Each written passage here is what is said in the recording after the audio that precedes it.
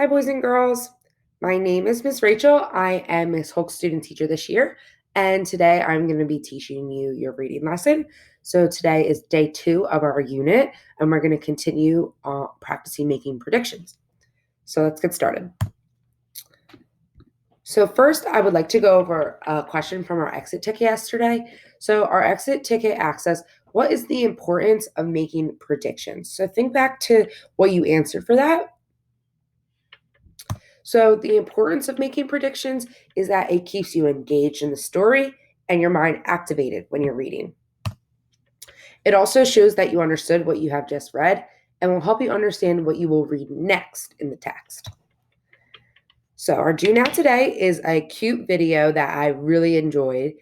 I'm going to tell you when to stop and just scroll down in your Google form and make your prediction, and then come back up to the video and press play. And you're going to do that 3 times throughout the video. So it's important that you pause the video when I say so that you can go back down, answer that question, and then come back up and press play.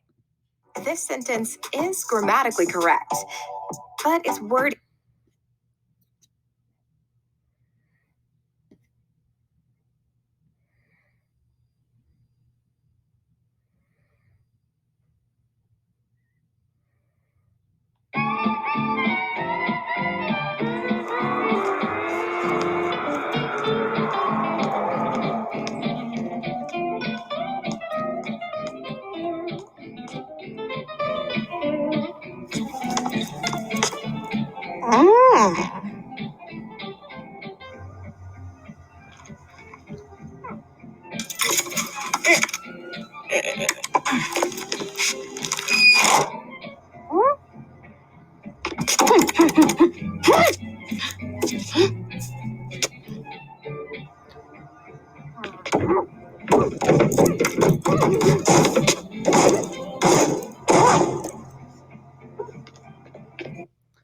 Okay, so now's the time where you're going to pause this video and you're going to scroll down and you're going to answer that first prediction. So you're asking yourself, what do you think the old lady will do next? So she put her money into the vending machine. Her snack got stuck. She looks really, really mad. The character's actions are she's mad. So what can we predict will happen next? So I'm going to give you a second so you can pause and scroll down and then come back to the video. Okay, so if you're playing the video again, you should have made your first prediction. So let's see if it comes true.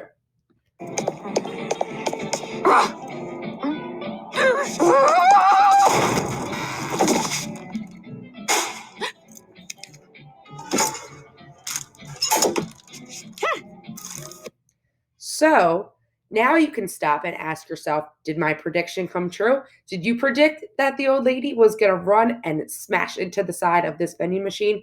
Because I predicted that she was just going to walk away and try and go find some help. But that was not right. So you're going to pause again, scroll down, and you can check off the box if yes, my prediction was confirmed, or no, my prediction was not confirmed. And then you can come back to the video and we're going to play. So I'm going to give you a second to do that. Okay, so if you're back in the video, then we're going to press play and get ready to make our next prediction.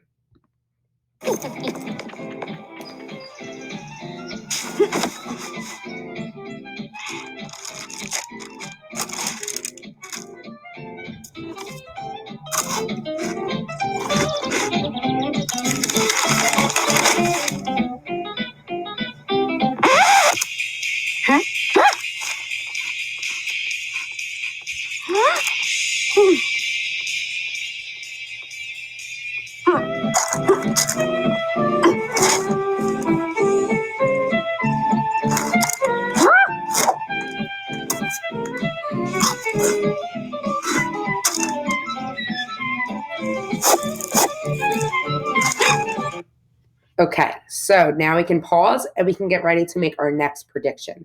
So based on what we watch in this video so far, we know that when the lady couldn't get her snack out of the vending machine, she ran up and slammed her body against that thing. So knowing that and knowing how this character acts, stop and make that prediction to yourself.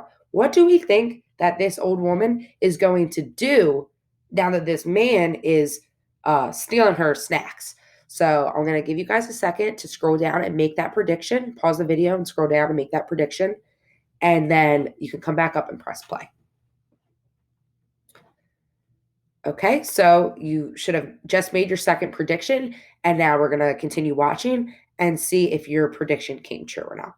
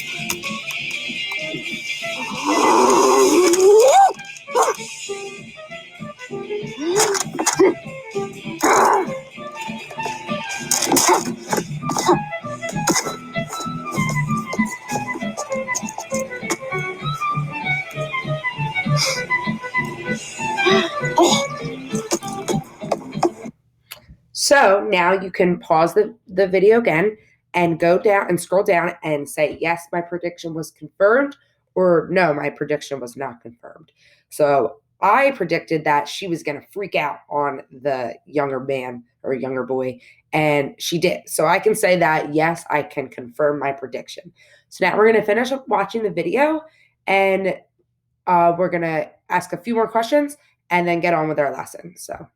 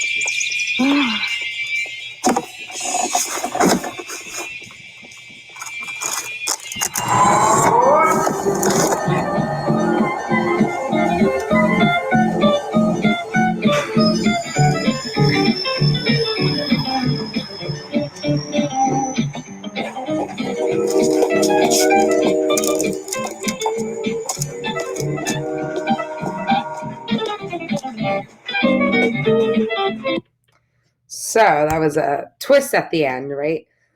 And now we can ask ourselves, the essential question for our unit is, how do inventions and technology affect your life? So we can take that question and ask about that in this video.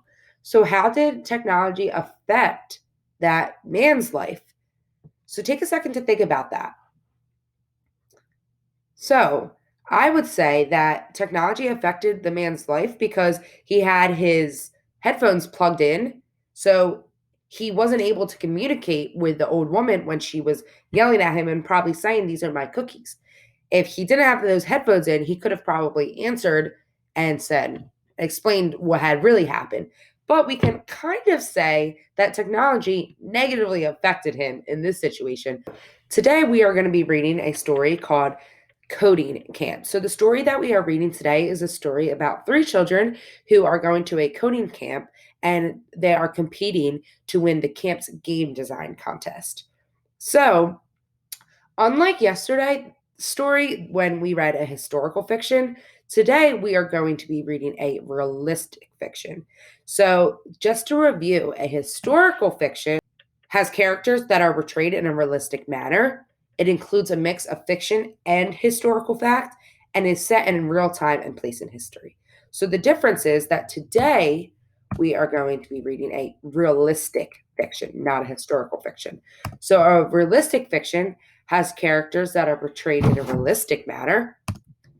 The setting could be true, and the problems faced by the characters are honestly portrayed. So the difference with realistic fiction is that it's not a historical fact. We're not talking about things, something in history that did happen or did occur. We're talking about something that could happen, that there could be kids that go to a coding camp and compete in a contest, but it's not historical fiction. It's realistic fiction. Okay, so our story today is called Coding Camp again.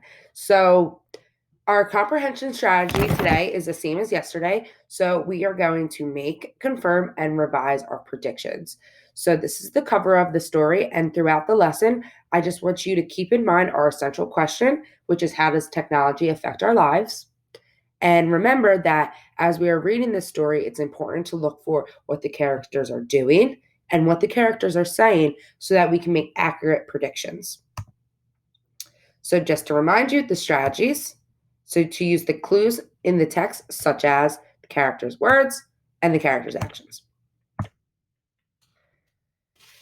Nina, Jody, and Matt sat down to try out the game they had been working on all week.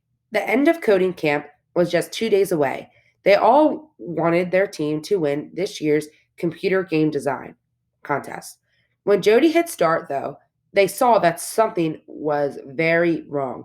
The screen filled with the strange blocks of colors. How could this happen? Nina thought. It was my first year at camp. I really want to do a good job. Jody tried to get their game to run a few times, but nothing happened. They had to face the truth. The computer might have crashed while backing up their work. Most of their files were unstable. The only thing left were Nina's computer drawings of some items from the first room. I'm glad I saved those on my laptop, Nina thought. We don't have time to make a whole new game, Jody said. We're going to have to use what we have. How are we going to make a game using a toaster, a toy unicorn, and a few houseplants? Nina thought. They were going to need help. So, what can we predict will happen next and why? So, I'm going to make a prediction that I think that maybe they're going to go and ask for help. So, I know that there's the 3 of them, but they're at a camp. So, I know that there should be a instructor or someone running this camp. So, I think that now that maybe they're going to go and ask for some help. So, let's keep reading to find out and see what happens. They ran to the camp office and asked their counselor, Tom, to help them. He had some great ideas. Over the next few hours, Jody, Nina, and Matt worked on a new idea for their game. So, was your prediction confirmed? So, I can say that yes, my prediction was confirmed, that the 3 kids did go and ask for help. What about an arcade game? Asked Nina. That way we could use the same background over and over. We'll need a hero. Maybe we can use the unicorn, said Jody.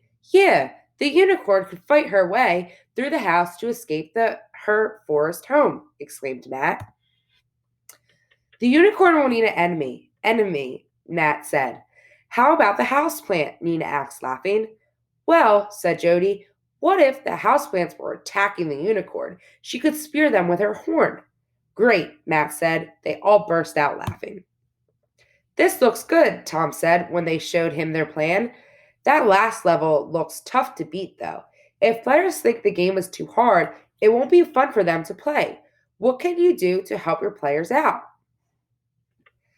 That's how we can use the toaster, Jody exclaimed. If the unicorn gets in trouble, the toaster can come in and burn up all the plants. Great, but players only get 1 toaster per game, said Nina. They divvied up the work. Matt started on the story while Nina took charge of the design.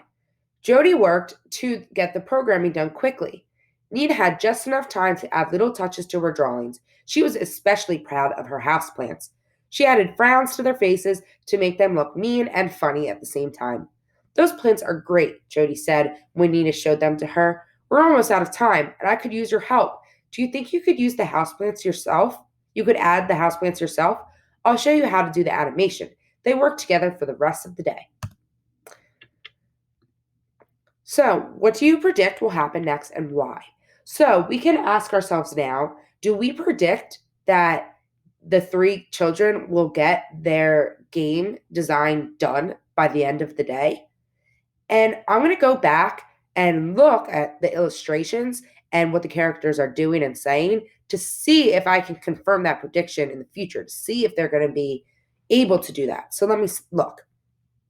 So I looking at the picture on page 11 in the center here, it looks like this child right here is really concentrated. She has her tongue sticking out.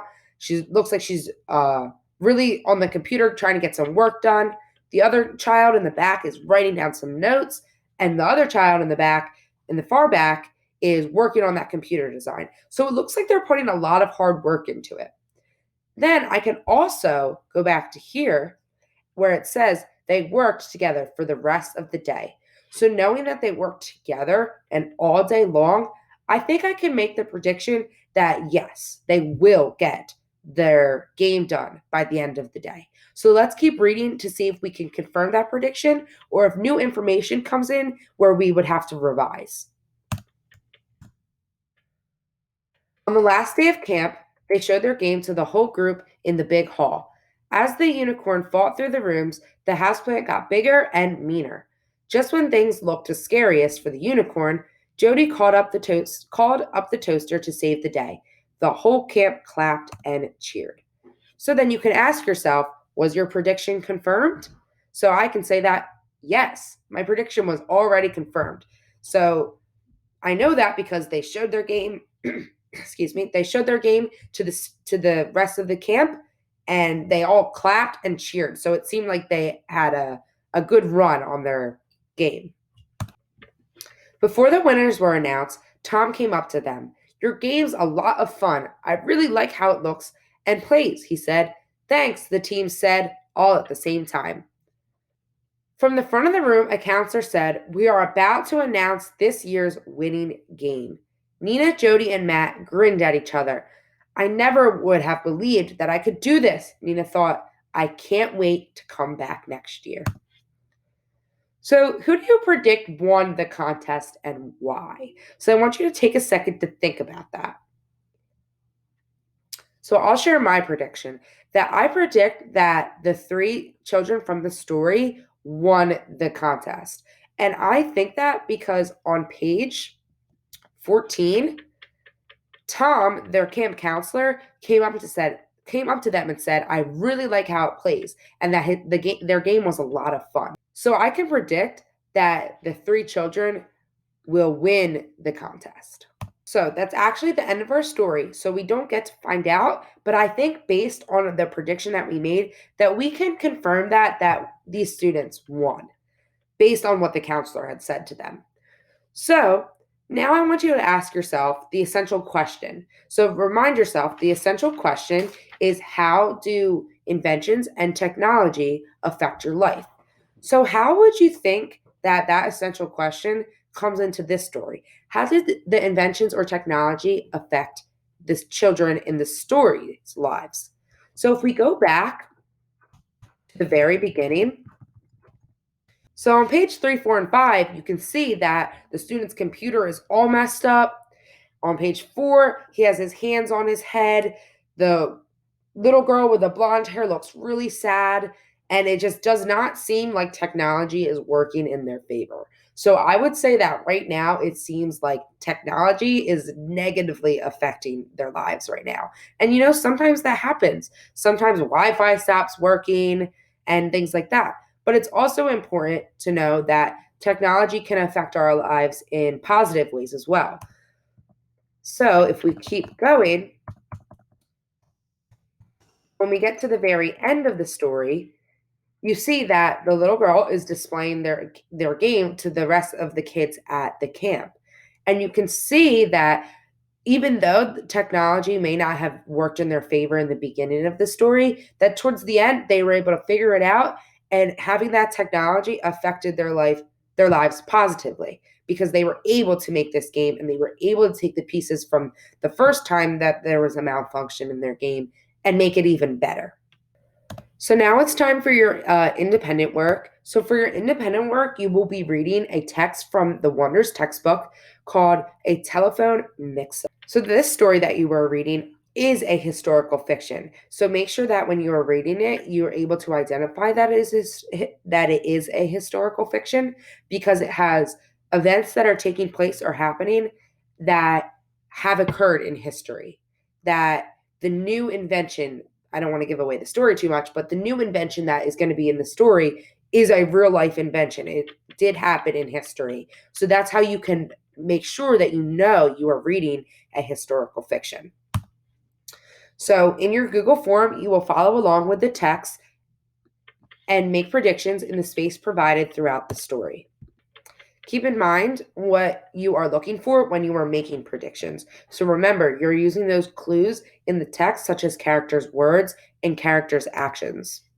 And then once you have completed your independent work, you will have a short exit ticket to complete as well.